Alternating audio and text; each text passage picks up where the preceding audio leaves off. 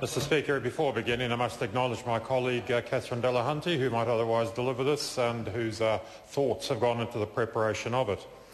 The purpose of the bill clearly is to enable boards of trustees to manage their own affairs by having full control over the employment of teachers in their school.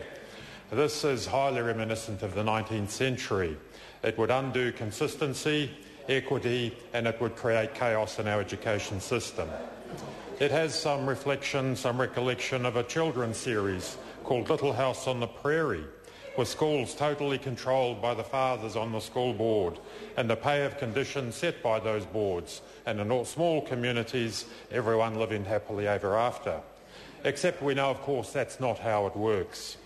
The reason the education system has developed, with the Crown negotiating with a profession, setting a standardised, equitable and incremental wage structure based on qualification and professional progress, is because it's better for the communities, it's better for the children, and it's better for the teachers.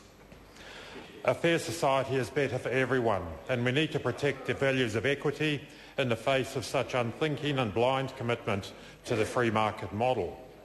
It raises the question of, indeed, why are we wasting time on this bill? Probably because these old ideas have a deep emotional appeal to a narrow group of ideologues who believe that we are only an individual rather than individuals within community, individuals enriched by our strong social and cooperative instincts. So for these individuals do not include an understanding of collective equity nor of empathy. The logic of the Crown negotiating consistent pay rates for all teachers appears somewhat sophisticated for the designers of this bill. Why is it difficult to grasp that each school board of trustees would be placed in a highly invidious position if they were obliged to set rates of pay for the teachers at their school? One questions the genesis of this bill. My colleague, indeed a number of my colleagues, do stay in close touch with boards of trustees and teaching staff and indeed parents and students at schools. Nowhere are we hearing a call for a measure of this sort to be undertaken. Boards of trustees have their hands full dealing with complex finances, not to mention being caught in the battle between the minister, the principals and teachers over national standards.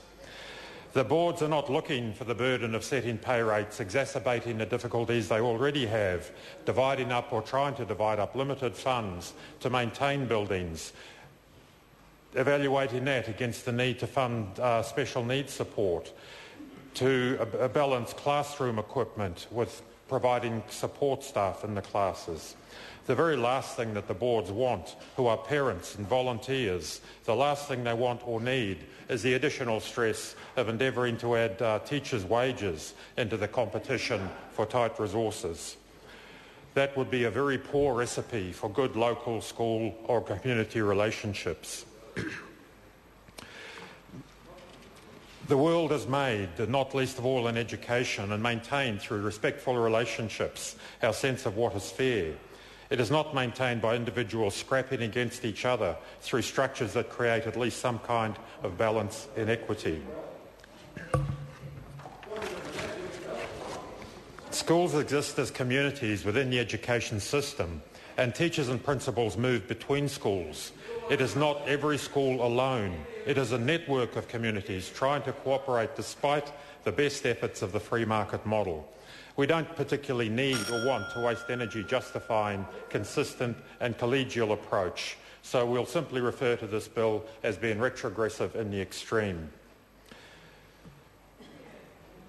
20 years ago, the Longi Labor government introduced Tomorrow Schools. The marketing of Tomorrow Schools was parental involvement and control of schools. Having 7 or 8 years personal experience as a board of trustees, spanning the time of that transition from Tomorrow Schools, we know that some schools did very well out of the increased flexibility.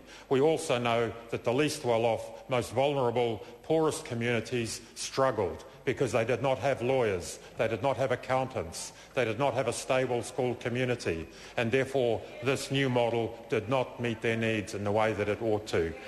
The passing of this bill would take us a considerable step away from progressive community engagement at their school. It would be a step towards complete bedlam and mayhem, and we will have no part of it. Kia ora.